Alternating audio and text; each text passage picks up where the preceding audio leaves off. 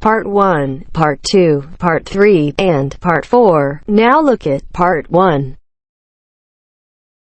Part 1. You will hear a woman booking a room for a party at a community centre. First, you have some time to look at questions 1 to 4.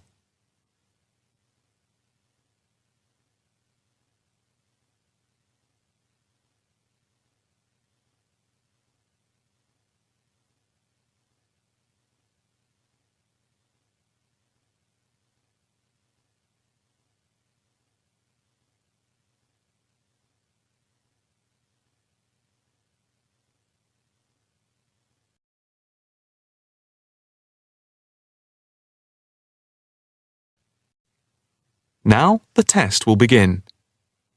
You should answer the questions as you listen, because you will not hear the recording a second time.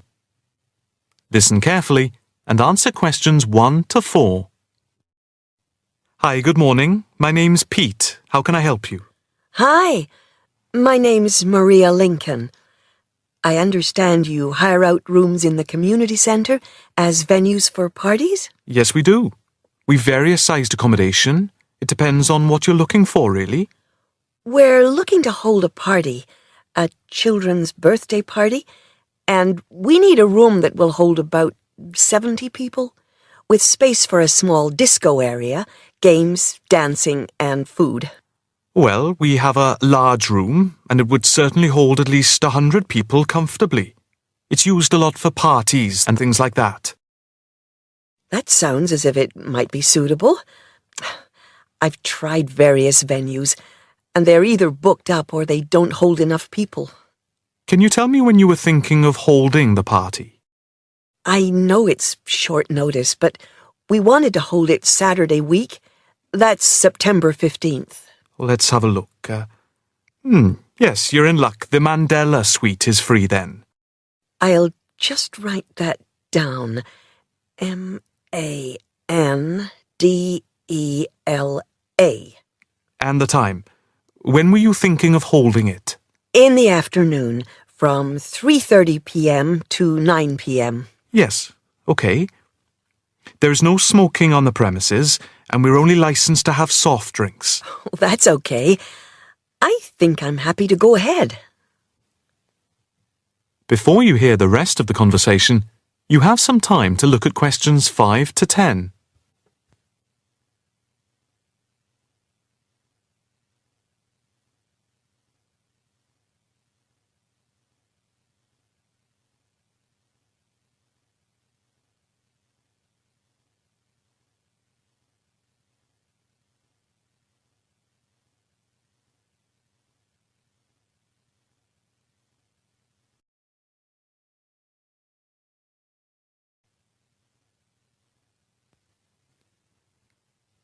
Now listen and answer questions 5 to 10.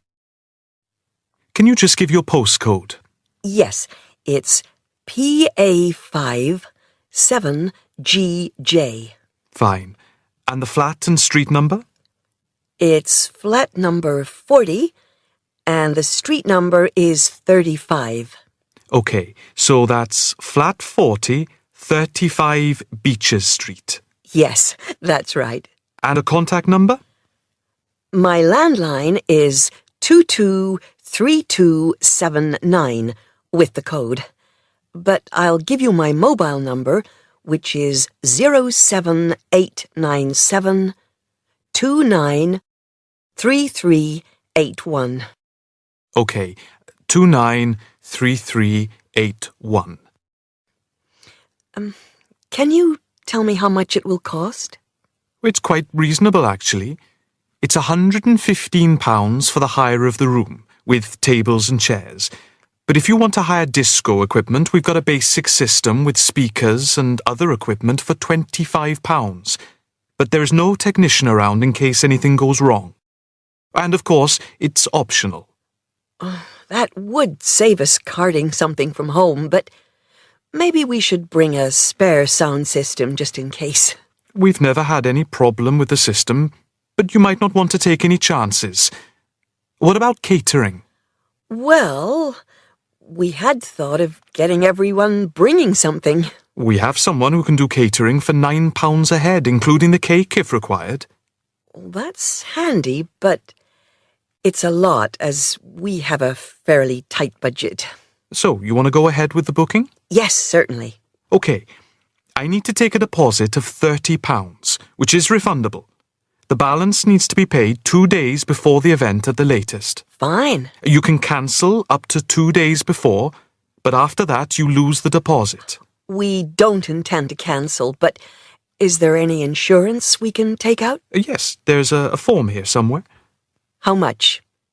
It's, let me see. It's only £9 for the 24-hour period, and that covers you for cancellation, damage, and injury. Well, at least we'd better have a look at it. How would you like to pay the deposit? Cash. I'll just give you a receipt. There you are. 10, 20, 30. £30. Maria Lincoln. Thank you very much. I'm really glad I found somewhere. We have been trying to book a place for the past 2 weeks, so thank you again, and bye for now.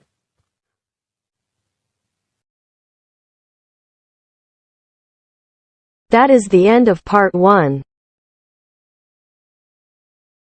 You now have half a minute to check your answers.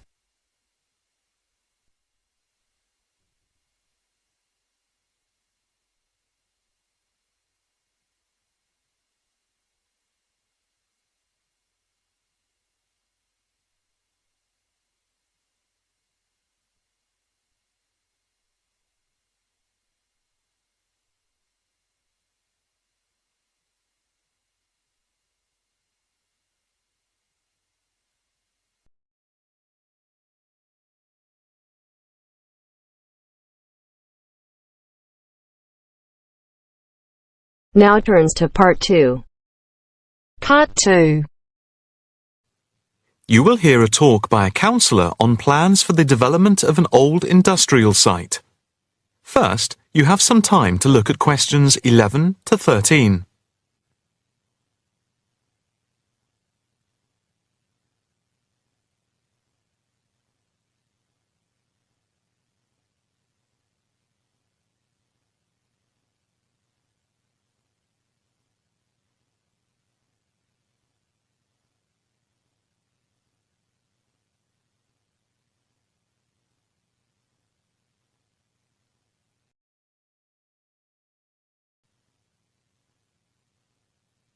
Now listen carefully and answer questions 11 to 13. Good afternoon, ladies and gentlemen. My name is Councillor Norma Boyd, and welcome to this exhibition about the development of the old paper mill factory and gasworks site, which has been lying unused for more than a decade. There has been pressure on the council to use the land to build a training centre and a small business park. However, we have been encouraged by local people to create an open area for the benefit of the community, providing much-needed space for recreation. And I now have pleasure in announcing that the plans for the creation of a park, to be called Park Royal, and for flats, have now been approved. I'm also pleased to announce that we have secured sponsorship from local organisations. More detailed plans of the developments are available from the council website, details of which are in your pack. In the meantime, I'd just like to take you through the plan here on the screen. Before you hear the rest of the talk, you have some time to look at questions 14 to 20.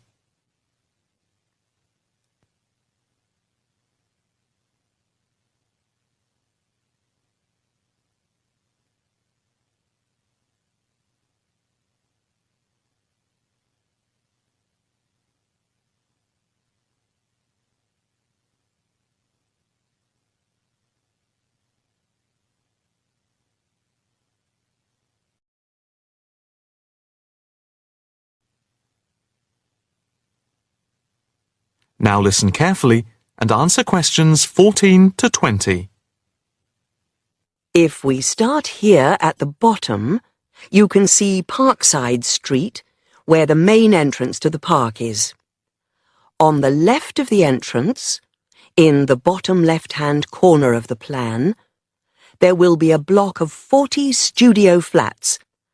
On the other side of the entrance, there will be some workshops for local businesses. There will also be another entrance here, on the top right, which leads into Pear Street. Here, in the centre of the park, we will have an ornamental lake with paths radiating north, south, east and west to the different areas of the park. In the top right-hand corner, just by the Pear Street entrance, there will be a large sports area with 2 football pitches and 4 tennis and volleyball courts. Just here, beside the pitches, on the same side of the path, will be an outdoor swimming pool. Now, in the top left-hand corner, a walled flower garden is planned with a rockery and a water feature with walkways, seats, and lots of shady areas for the summer. Next to this, a sculpture garden is also planned. Now, let's see. Just here, below the walled garden, there will be a grassy amphitheatre with a permanent covered stage for open-air concerts.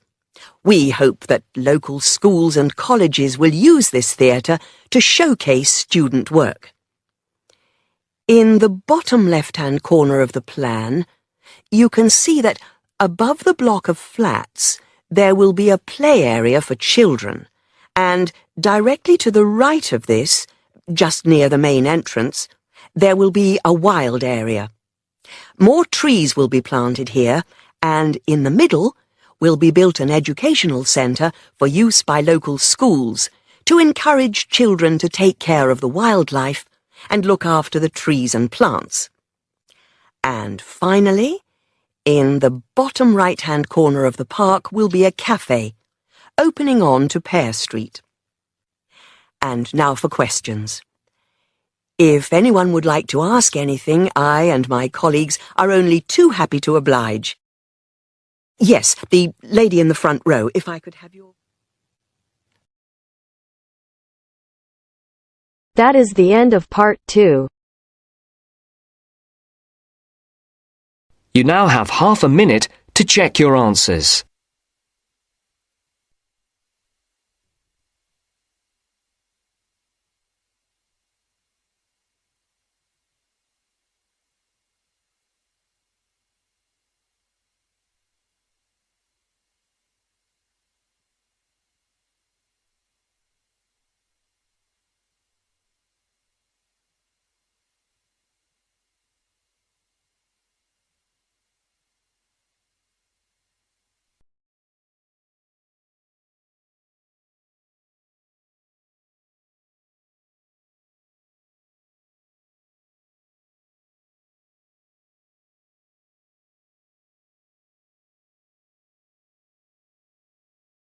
Mr. Jackson, who feels that he is physically unfit, is consulting with his doctor about his health condition. Before you listen to their conversation, you have a chance to read questions 21 to 24.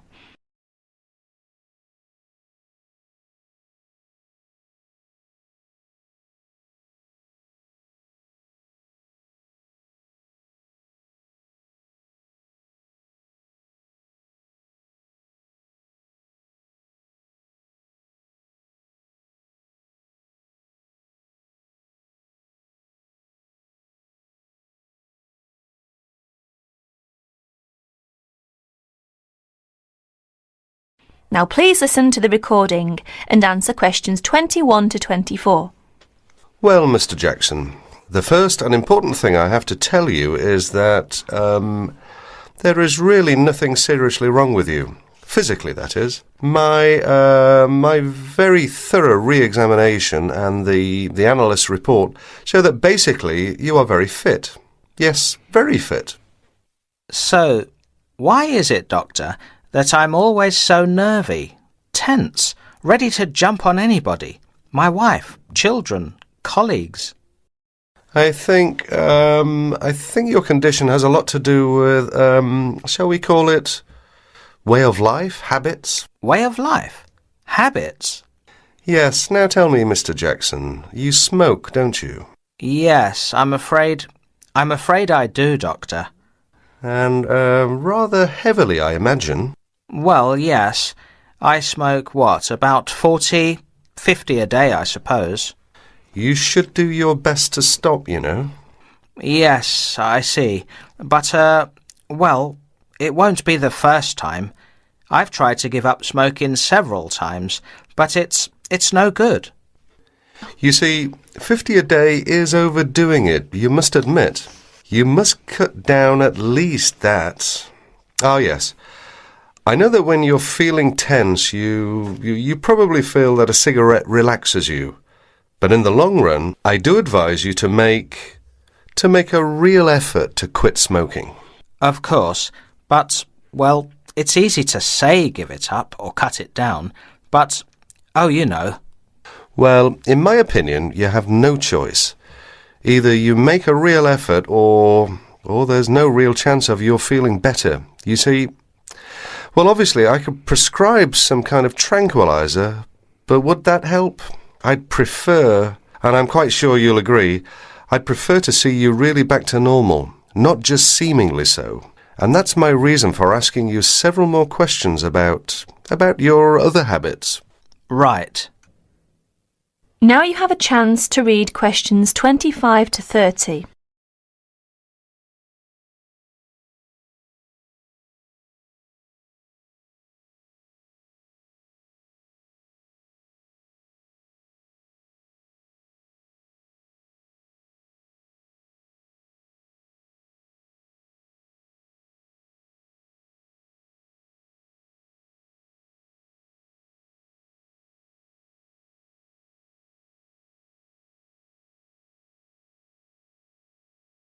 As you listen to more of their conversation, answer questions 25 to 30. Your eating habits, for example. What do you eat normally, during a normal day? Yes, well, I'm a good eater. Yes, I'd say I'm a good eater. Now let's see. Up at 8 in the morning, and my wife has a good breakfast ready. A good breakfast. The usual. A cereal followed by bacon and eggs with fried bread and perhaps a tomato or two. Then toast and marmalade, all washed down with a couple of cups of tea. Yes, I really enjoy my breakfast. Yes. I can see you do, but I'd advise you to eat rather less. We'll come to that later. Go on. Then lunch. No, first brunch. A cup of coffee and a bun at 11. Lunch has to be quick, because there's so much to do in the office about that time, so I have a pint and a sandwich in the pub. All very hurried. Try to be in less of a hurry. But I make up for it in the evening. I get home at about 7. Dinner's around about 8. Yes, my wife's an excellent cook. Excellent. It's usually some meat dish, and we like spaghetti as a first course. Spaghetti, a meat dish, cheese, sweet. But then, at the end of the day, shall we say, then I begin to feel on edge again. Most evenings after dinner, we read or watch TV, but I get this terrible feeling of tension. Well, I'm sorry to have to say this because you obviously enjoy your food, but I really do recommend that you eat less, and secondly, that you eat more healthily. Instead of having that enormous breakfast, for example, try to be content with fruit juice and some cereal. I see, but, 11 says right. Well, that's all right, but lunch should be more leisurely. Remember, your health is at stake, not your job. As for dinner, I'd advise you to eat a soup, perhaps, with a salad. A salad followed by some fruit. But my wife's cooking Is superb, granted. And she probably enjoys preparing delicious meals for you. If you like, I'll have a word with your wife. No, that won't be necessary. Thanks just the same, Doctor, but no. That is the end of section 3. You now have 30 seconds to check your answers.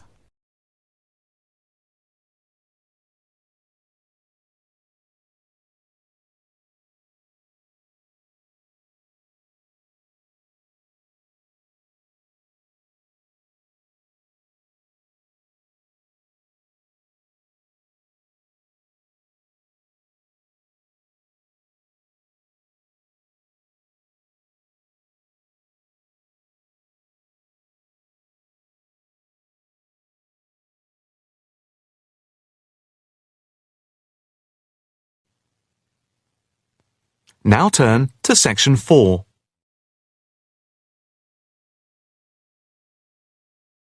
Section 4. You will hear a talk on the effect of architecture on people's mood. First, you have some time to look at questions 31 to 40.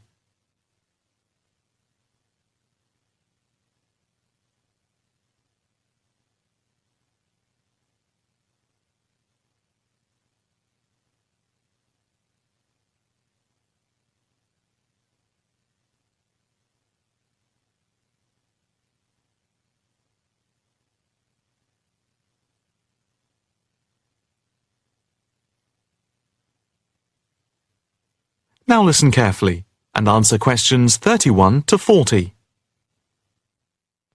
My group has been doing a project on the importance of architecture in people's lives and whether it has any impact on the lives of people in general.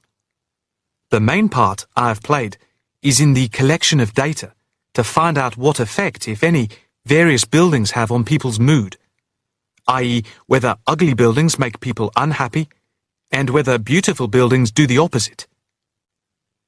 We had originally thought of starting measuring people's reactions by using a questionnaire with about 40 questions, which we were going to hand out to people, including students at the university.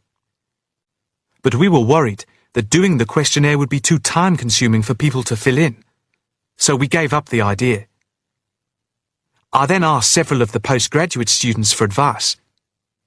One of them came up with the simple idea of showing people images of various buildings from different eras and styles, instead of giving out the questionnaire, and asking them to indicate how they felt on a scale of 1 to 5 about the images, where 1 was unhappy and 5 was very happy. People would also be given the option of not saying what they felt. Using the scale meant that it would be much simpler to record people's reactions. I decided to follow this advice, and so the first stage was to collect a large number of images. I used Google to print off colour images of views of houses and apartment blocks where people live, and different types of buildings where they work. I started with about 30 or 40, and then reduced them to 10 images. Media resources in the Amory building at the Judd Street branch of the university helped me produce the final images. I had them blown up to A4 size, and we used colour rather than black and white to make the detail on the images clearer. We made 5 sets of images, and for protection when handling, we pasted the images onto hard card. Then, using a machine to wrap them with plastic, we laminated the cards. 5 of us targeted different age groups. We went to a local school where we obtained permission to ask a group of teenagers between 11 and 18. We also asked a sample of the general public, including tourists from all over the world, as they exited the Tate Modern in London, what they thought. We aimed to ask people from different age groups, namely 20 to 40 and 50 and over. What our group learnt most from the project was first of all the value of teamwork. And secondly, we found that we had to appoint a leader to stop us pulling in different directions and falling apart. So this turned out to be an invaluable lesson for all of us. As to the findings, for us they proved intriguing.